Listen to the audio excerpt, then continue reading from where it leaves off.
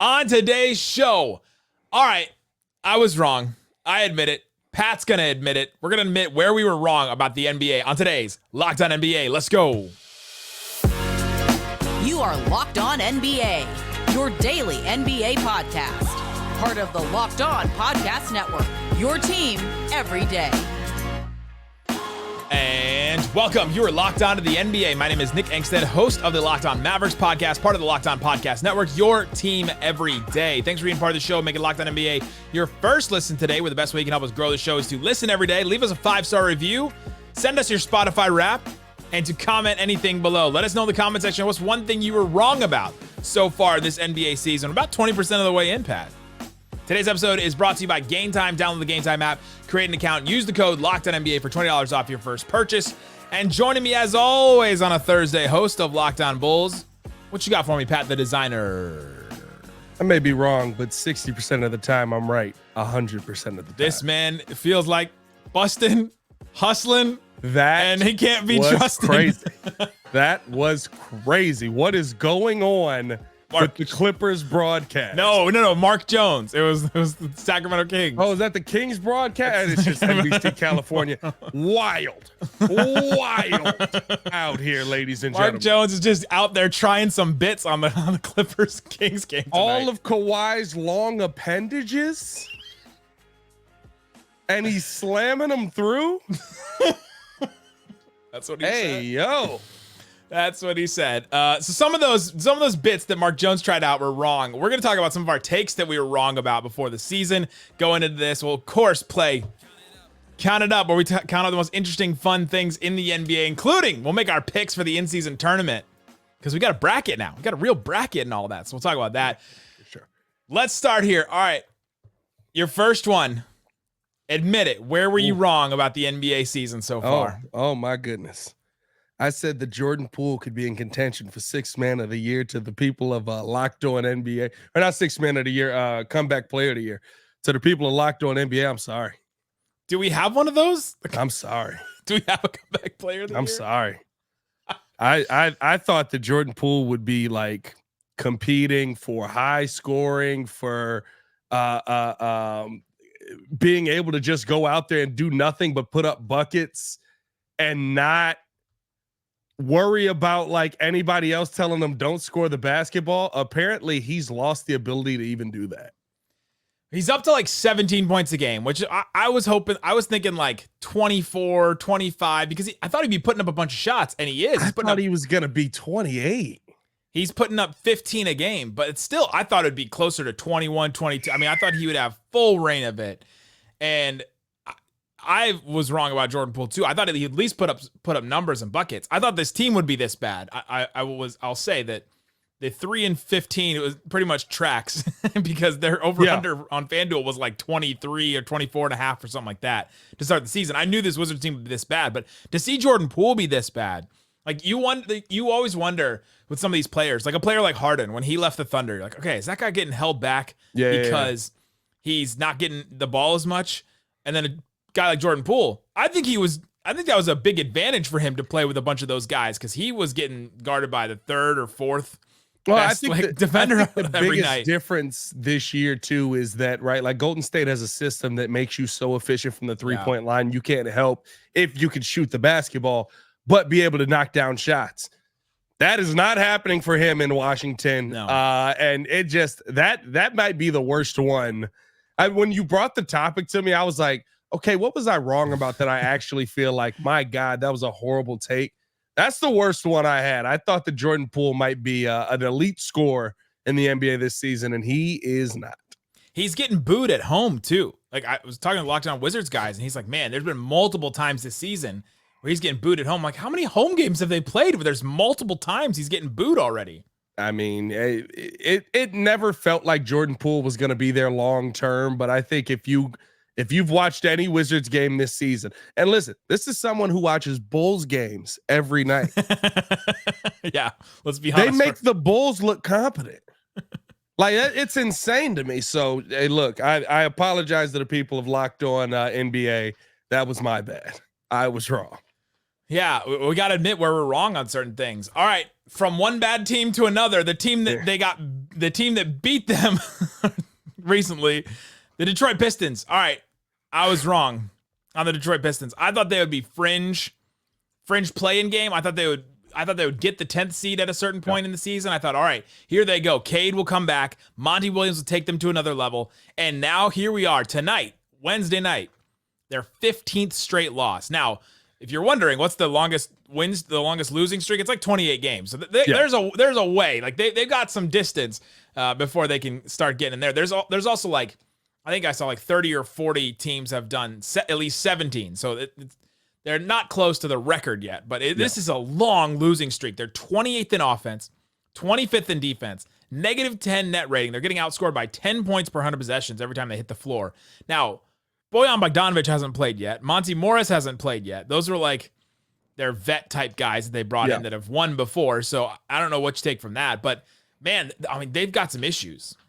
Yeah, the Pistons are. I think I was there with you for them competing, right? I think I'm very surprised that they're not even competing for a spot, but they're not even competing for games. Yeah, and that's the part to me where like if the fall off has been very precipitous. I mean, the Bulls are one of their wins, right? And so when you saw the Pistons, like when I watched them in that game, I was like, this is going to be a scrappy team all year.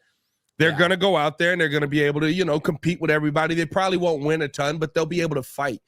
There's no fight in this Pistons team, it seems like, and that is surprising from a Monty Williams-led young team. I would not be surprised if we don't see some changes made to that roster pretty quickly here, outside of just, your young pieces. But the biggest surprise for me with the Pistons is just like, what is it a Monty Williams thing where everywhere he goes, he has to like hate one player that was kind of integral last season? Because who's the one this year? Because it was Jaden DeAndre Ivey. Ayton before. Jaden Ivey's just getting like the random. It was like, hey, I was kind of the guy last year. I get I'm not a point guard per se, but like I'm not going to take Cade's spot. But there's games where I look at Jaden Ivey and I'm like, you don't have a role on this team. You are Sadiq Bey, my good sir. It's just been weird all over the place. I mean, from the jump, like their starting lineup where they start like Duren and Stewart, where you just don't have any shooting in there, and then like Asar Thompson has been great. Like he's been a revelation defensively, getting blocks. Like that block on Jordan Poole the other day when Jordan Poole did the like he stopped and he did the like the it was weird. One-handed like underhanded like try to lay it in from 10 feet or whatever, but Asar Thompson got to that ball. He's averaging like 9 rebounds a game. I mean, he is a revelation athletically and defensively. The problem is he can't do a lot on offense. And so you're like, all right, now we're trying to fit all these like square pegs and round holes, and it just isn't working right now the way that they're trying to do it. The Pistons need to make some changes. Absolutely. I may have to make a change as the manager of Locked On NBA if the Pistons don't win a game, because Koo may quit Locked On Pistons. He is down bad right now. He literally dropped the tweet video and was it basically in the dark. Said, he was watching the game in the dark. In the dark, he said, I'm gonna do a podcast, but give me a minute. I'm still watching the game. And I felt for my guy, man. Listen, I've done shows, not for Locked On, but on my personal brand of Breeze. When you win 22 games, you're literally just like, hey, Walt Lemon Jr. put up 15 tonight. Not a bad night, isn't it? We're moving in the right direction, maybe. It's like every sitcom where the dad comes home and he's like, he sees some disaster that happened at the house where the kids are left alone, and he's like, I'm gonna need a minute. You go over there. I'm gonna need a minute, and then I'll talk to you. Then we'll talk, right? Monty Williams walks in the door, and it's just Isaiah Stewart over a broken flower pot and face smashes. Did I do that? Yes, you did. Yes, you did, sir. All right, my question is, so right now, what are they? They're 2-16. They signed Monty Williams 6 years, $78 million, right? Yeah. This is the first of a 6-year deal, richest than I think in the NBA. Yeah. How many losses until you start thinking about Monty's job? Years. You're talking a couple of years. You're talking this year and next year for sure. You give him the whole year?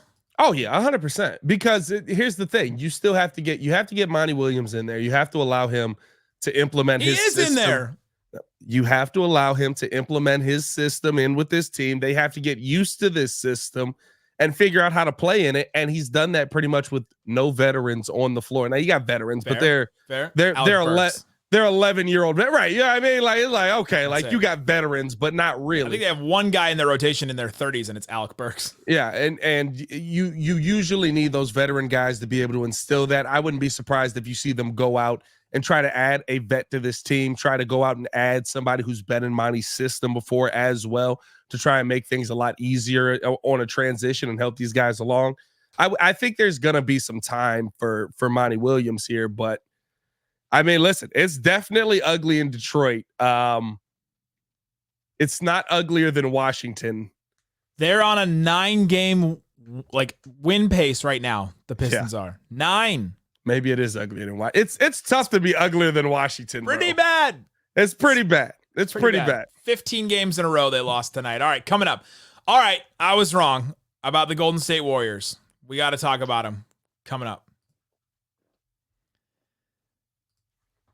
Today's episode brought to you by Game Time. Game Time has all kinds of tickets, and they show you your view from your seat. You gotta love it. When you go check out Game Time, you know that you're gonna get the best deal, and the deals get better as the event comes closer. So check out Game Time. I love checking out Game Time right before I go to an event to see, all right, did I get a good deal? All right, oh, I don't know if I have tickets to this event. Boom, I can get them right there. Last minute tickets, flash deals, zone deals, easy to buy and find tickets for every kind of event in your area. As soon as I pull up gametime.co or download the Game Time app, I know that it has the events in my area. I can look up Mavericks games. I can look up Cowboys games. I can look up concerts all over the place in Dallas, Fort Worth. I can see all that kind of stuff. They have tickets right up to the start of the event. And even an hour after it starts, let's say you and a friend are just like, hey, your friend lands from the airport late and you say, hey, let's go check out this Cowboys game, or let's go check out this NBA game. You could get a ticket even an hour after the event starts, and you can check in. Take the guesswork out of buying tickets with Game Time. Download the Game Time app, create an account, use the code LOCKEDONNBA for $20 off your first purchase. Terms apply. Again, create an account, redeem the code LOCKEDONNBA for $20 off. Download Game Time today. Last minute tickets, lowest prices, guaranteed. Thanks everybody for hanging out with us on Locked On NBA. Being part of this show. We have a daily Locked On show that covers your team. Check the link in the description to find a show that covers your team every day. I host Locked On Mavericks. Pat hosts Locked On Bulls with Hayes. Yeah. Making some wild giddy jokes over there on Locked On Bulls. We're a little giddy. Close to a fireable offense over there on the show. Got close. All right. I'll admit it. Where I was wrong this season. Before this season, you have to pick the number one team, right? You're like, all right, who's going to be number one? Yeah. Last year in Media Day, Theo Pinson was doing an interview with him before the Mavs season. He goes, all right, who's number one in the West then? Because we asked everybody, ask us one question. They're like, where are we going to finish? And then they're like, who's number one? And I was like, Nuggets. And he laughed right in my face. And I got to come back to him and say, they won the title, and I was super right about this. All right, I'll admit this year I was wrong about my number one in the West so far because I thought it was going to be the Golden State Warriors. Yeah. They're 8-10 right now. 15th offense, 16th defense. Their net rating is plus 0.4. Just barely outscoring opponents, and they still have a losing record. And it's not just because Draymond's missed games too, because they're 5-5 with Draymond too. Maybe they lost a couple more games without him, but they've had a pretty tough schedule, but it's across the league. Schedules are pretty tough. They just lost Gary Payton, who's sidelined with a torn right calf, will be sidelined indefinitely. That news just came out today. Yeah. And man, the Golden State, I thought they were going to be the number one team in the West, where they would just win a bunch of games because Chris Paul would come in and be that vet that those guys needed, like the young guys needed off the bench to unlock the Kuminga, the Moses Moody, those guys off the bench. And it just hasn't happened in some ways. Yeah, and I think the biggest fall off to me has been the running mate of Steph and Curry is gone, right? The Klay Thompson era is it's probably coming to an end. I'm not going to say it's over yet. Klay could get hot, right? And he could start to knock down some of those shots, but I keep hearing this. I keep seeing this on Twitter. Klay Thompson takes horrible shots in the fourth quarter. Klay Thompson why is he taking that leaner? Why is he taking that one-legged shot? These are the shots Klay Thompson always took. They're just not falling. This is not a different Klay Thompson. This is the same Klay Thompson that used to come off of screens. There's just things missing from his game. Why? He's older. He's coming off of multiple injuries. He's not the same shooter that he once was. Maybe you can hope to get him back to that. I think that you're at a point now where if you get too far into this season, you will have to consider benching him, because on the flip side of that, he's not the same defender that he was anymore either. Everybody always remembers Klay Thompson being a member of the Splash Bros. Klay Thompson was one of the best two-way players in the NBA. He was one of the most elite defenders in the league. Stephen Curry doesn't have that on his team anymore. And guess what? The great season that Steph is having, I love what we're seeing from Curry, but there's nobody else who can still do it. Draymond Green, very untimely turnovers in multiple games in the fourth quarter to close out games that we haven't seen him have for most of his career. These guys are getting older. It's okay. Things come to an end when they age. And here we are with them. Klay's 33, Draymond's 33, and Steph, the best of all of them, is 35. I mean, It's just not the biggest difference to me with this team. You remember last season, their starting five, the Steph Curry, Klay Thompson, Andrew Wiggins, Draymond Green, Kevon Looney. That lineup was like the best lineup in basketball. They were a plus 22 net rating. They were outscoring opponents by 22 points per 100 possessions. This year, you want to take a stab at where they are right now, that group. After 8 games they've played together. Right even? Dead even on that? -9. Oh.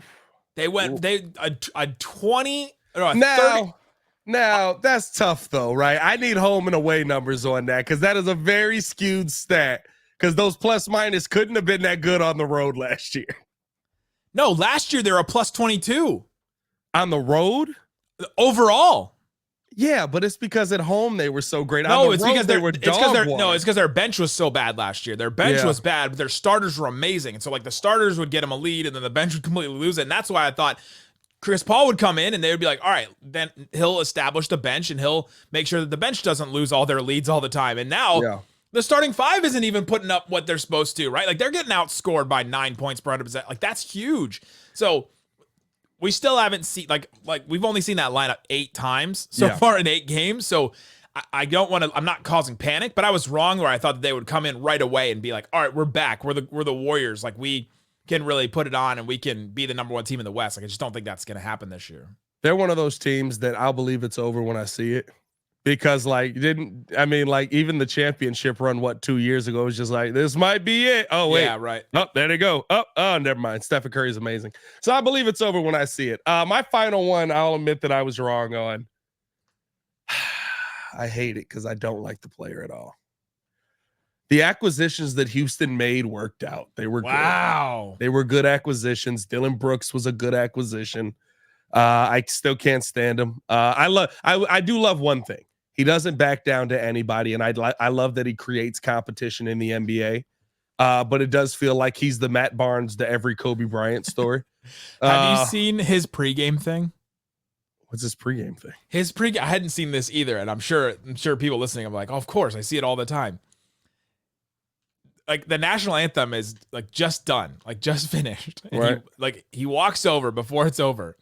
He walks like towards the visitors bench and just stares at it. Oh, I have seen that. And he just sits there and stares at the bench while everyone's getting ready. Yeah. And then they psychopath lose behavior. You got to win more than 8 games to be on that level. But hey, listen, he's prepping himself. He's getting himself ready. I have to give credit where credit is due. I will admit when I was wrong. Dylan Brooks has been a good pickup for that team defensively, and he's added a little bit of scoring. And Fred VanVleet also has been a pretty good pickup for them. If anything, I think more so, I like how Ime Udoka has utilized those guys. I like how he's found a way to get them to work together. And I like that. Clap it up for Ime, because I was right about one thing. Alfred Sengun. Come on. Yeah, he took the lead. We've all been sitting here. He's been so good. We've been sitting here for 3 years going, hey, why don't they get a ball to that big guy that every time he touches it, he scores? No, I'm glad that Ime finally figured it out. Shout out to Ime Udoka. Now, they lost to the Nuggets tonight. Jamal Murray returned, and Sengun got dunked on as well. So I guess tough time to mention him. It's a tough time to play the guy that's you, but bigger and better. It's like, he got dunked on by Jokic. It's his second dunk of the year. Not his second poster, his second dunk of the year. But yeah, the Mavs just played the Rockets, so I just got to see him in person, and yeah, like you just see like they're the number one defensive team in the NBA, or at least they were coming into tonight, and like that's such a far cry from where they were a year ago, and that's with Şengün playing a lot too. Remember the big question about him was going to be, can you have him anchor a good defense? And he's been good. He stood his ground. He gets rebounds, and the Dillon Brooks, Fred VanVleet, Jalen Green working.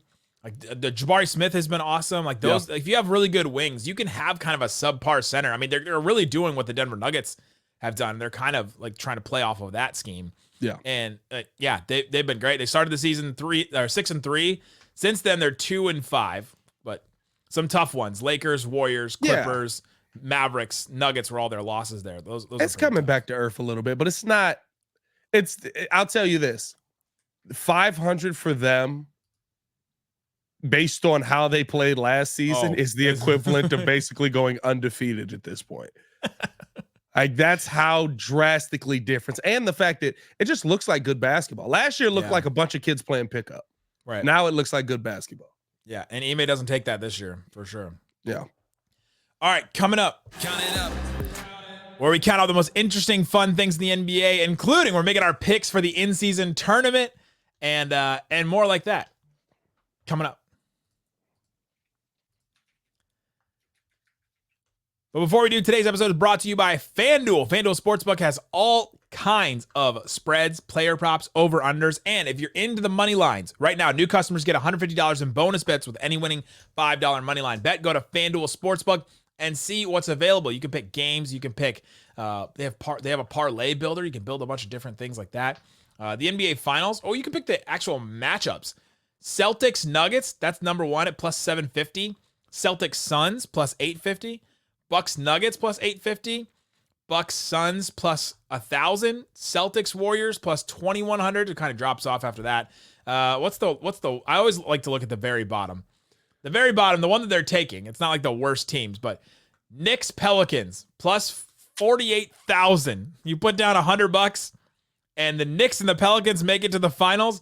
You're getting out of there with like almost $50,000. So check that out. FanDuel.com. Check out the money lines. Again, you get $150 in bonus bets with any winning $5 money line bet. FanDuel.com/lockedon.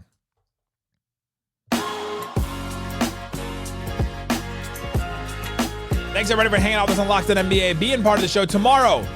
Wes Goldberg, Adam Mares, hanging out with you, covering all the NBA stuff, all the good NBA action, and all that. All right, Pat, it's that time of the show where we count up the most interesting, fun things in the NBA in Big Chicken, baby. Zion Williamson and porn star. Take that for that. Count it up. Count it up. Count it up. Count it up. Count it up. Count it up. Okay, the in-season tournament bracket is set. Print out your brackets, pass them around at work, have everybody fill them out. We're going to fill them out today. Lakers, Suns, Kings, Pelicans, Bucks, Knicks, Celtics, the first matchups, and we'll go through it. Let's go all the way to a champion here. Let's crown a champion in the in-season tournament. Right. Lakers, Suns. Ooh. Give me the Lakers in that. I think LeBron has a real interest in this being a success. And so, and I also think there might be some chicane to re-referee wise. You think you put some money down on that? No, I think that, listen, we already know what LeBron's hopes and dreams are after the NBA. So the in-season tournament being the first in-season tournament being a success is something that he's going to want to be very invested in. I think that we're going to see one of the best games LeBron's going to play in that first game. You know who doesn't have an NBA Cup? The Clippers. Michael Jeffrey Jordan. Oh boy, here we go. Here we go. Give me the Lakers in this one. Devin Booker just tweaked his ankle tonight in the game that they played against the Raptors. So I'm worried about their health, right? Beal has been in and out. You have KD. Booker's been in and out now. I don't know. Devin Booker finished the game, but didn't look like he was moving very well. And so I don't know. We'll see what happens, but I'll take the Lakers in that one as well. Kings, Pelicans. Give me the Sacramento Kings in this one. I will take the New Orleans Pelicans. Oh, They just got CJ McCollum back. Limited minutes tonight, but just getting him back. Good to see him back in the lineup, able to go. Zion Williamson is unstoppable. There's nobody on the Kings that can slow him down. And Brandon Ingram has kind of been a little bit up and down. He had a little bit more of a down night tonight, but there's been a lot more up this season for Brandon Ingram than we've seen. I think they're playing some of their best basketball over the last 10. They've only lost 4 of their games. So give me the New Orleans Pelicans. Y'all know I came in high on the season with the Pelicans. I was high on the Pelicans. Coming in high means I was just high about the Pelicans. But there's no drug test. There's no drug test. Please, it sounds like I'm high right now. No, I've been high on the Pelicans for most of the season. I just think Zion is that level of player where if he's on the court, he's arguably always the best player on the court. If he's on the court has been his issue, and he's been on the court this season, and the Pelicans have been able to benefit from it over the last 10. Give me the Kings. I don't think the Pelicans will be able to keep up with them offensively. That's it. I'm not mad at it. I mean, listen, I think they'll run with Kings them. are really good. I think they'll score enough points. De'Aaron Fox has been that guy. Is there going to be some chicanery in that game too? Because they want a little LeBron versus Kings action. King versus Kings. It's the first time the chicanery has ever benefited the Kings in NBA history. That would be a great start to the in-season tournament. We look at it and we go, wow, the calls at the end of that game really favor the Kings, didn't they? For once ever. Okay, go through the East. The Bucks versus the Knicks. Give me the Bucks. Yeah. Damian Lillard and Giannis, the clutch scoring. They're the second best clutch team in the NBA record-wise. Who's the first one? Who would that be? It'd be the Dallas Mavericks. Is that the Dallas Mavericks? In clutch right now. Hey, listen. Why don't y'all write some positive stuff? What's going on over there? Huh? Y'all write some positive stuff. Write some positive. Yeah. Sick of it. Jason Kidd said that right in my general direction last night, and it was very funny. It was the first time ever you were like, "Thank God I'm not a writer." Yeah, I'm podcaster off the hook here. Tim McMahon behind me got the brunt of that one. Give me the Bucks in this one. I think they're starting to figure things out, and I think that I think the Giannis Dame in the clutch, I think that'll be good enough to win that one. Pacers versus Celtics. Oof. You know what? Oddly enough, give me the Pacers. I would take the Pacers in this one. I think this will probably be the best game we'll see, though. I think all of the other ones, like Suns, Lakers, like I think that'll be kind of competitive, and in the end, it'll be a pull. Right? Yeah, I mean, like there's a difference there. Kings and Pelicans, I guess. Well, I think that'll be one way or the other. Either the Kings are just god awful that night and get killed, or your prediction will be right and the Kings come out with a win. Yeah. Bucks and Knicks isn't even like, what are we like? Why are the Knicks even in here? They won. Knicks they are won 10-7. Yeah. You excited about the Knicks? No. You confident in the Knicks? Exactly. Why are the Knicks in here? And then, but I think this one will be the most back and forth game. This will probably be the most exciting one that we'll see. Which is good because it'll be the first game of the tournament. Yeah, it's the first game of the tournament. Give me Celtics 155 to 153. There's no defense being played in this game. Well, the Celtics play defense, but the Pacers do not. And the Pacers can, like on any given night, can score 150, 140 points on you. So I've seen teams who are defensive teams go up against the Pacers and just be like, no, let's just do what they do. It's more fun. Let's have some fun with that. I want to score points. I want to score points. A lot of offense. All right, Lakers, Kings. I have Kings in this one. I have Kings winning this one too. Give me the Kings. Knocked off. I got Lakers Pelicans in this one. I got Lakers. Lakers make the championship round first time. Oh, you're really in on the Lakers. I just don't think they can score enough.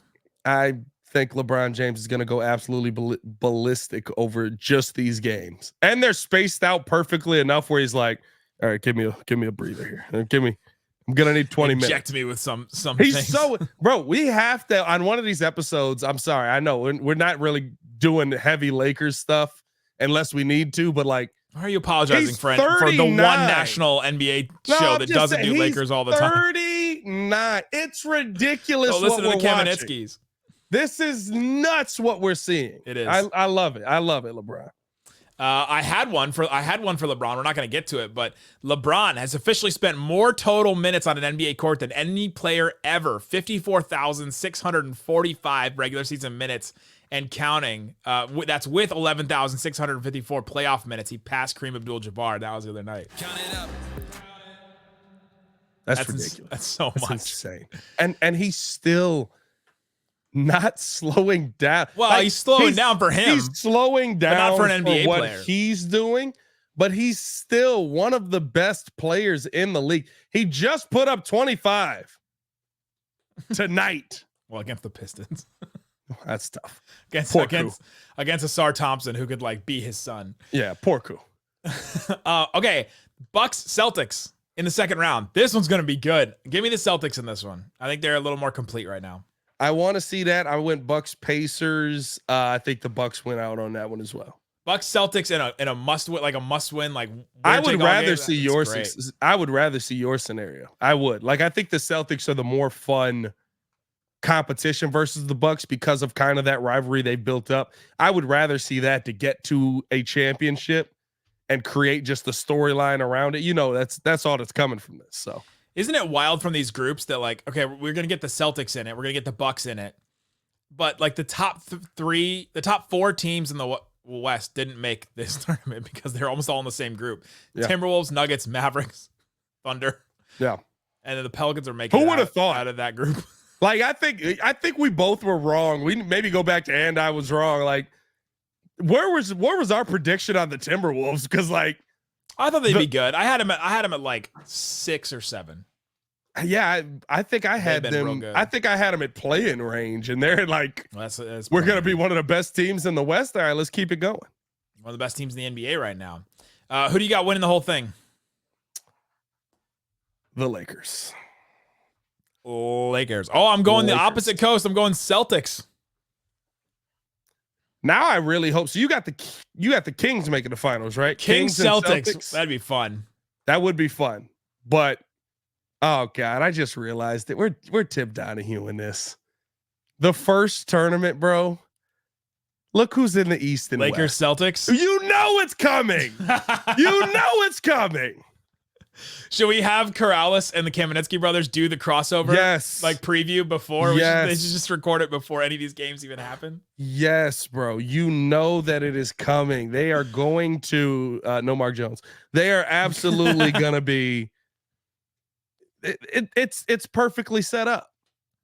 We know this is what the NBA loves. Get ready to count your free throws and your fouls. Count Who would be the Lakers would be the home team, right? Yeah, because they're the higher seed. So Celtics you're not gonna get a tournament. Lakers are a number 1 seed. Celtics are a number 3 seed. So the home team would be the number 1 seed, right? That's how that works. That's how it works with everything else. How many podcasters does it take to? So you're not gonna get a classic beat LA. They're all in Vegas. Oh, this is true. This is true. There it is. Hold on, I need Richard Jefferson to give me that tutorial video again. And that was so bad. That made it worse.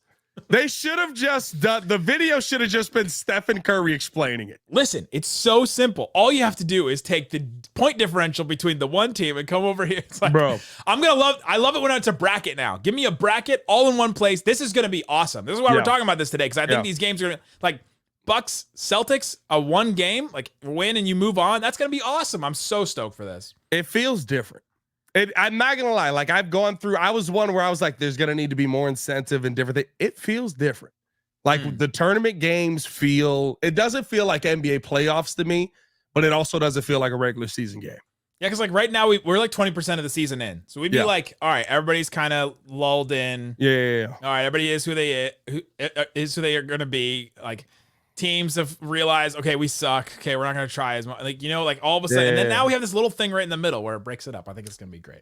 No, it's going to be fun, man. I can't wait. Lakers Celtics is going to be the finish. Can you bet on that? No matter what. You probably can, bro. No matter what. Tournament. I got Lakers Celtics being the finals matchup now. Like I got to go back and redo my whole thing. You can pick winner, you can pick the games, and you can pick the MVP right now, but they don't have matchups. The matchup the Lakers Celtics one would be like minus. It would be like All right, there you go. Let us know in the comment section what is something you were wrong about in the NBA season so far, or make your in-season tournament pick at the end in the comment section. Guys, thanks for listening to Locked On NBA. Count it up. Bye-bye. Boom.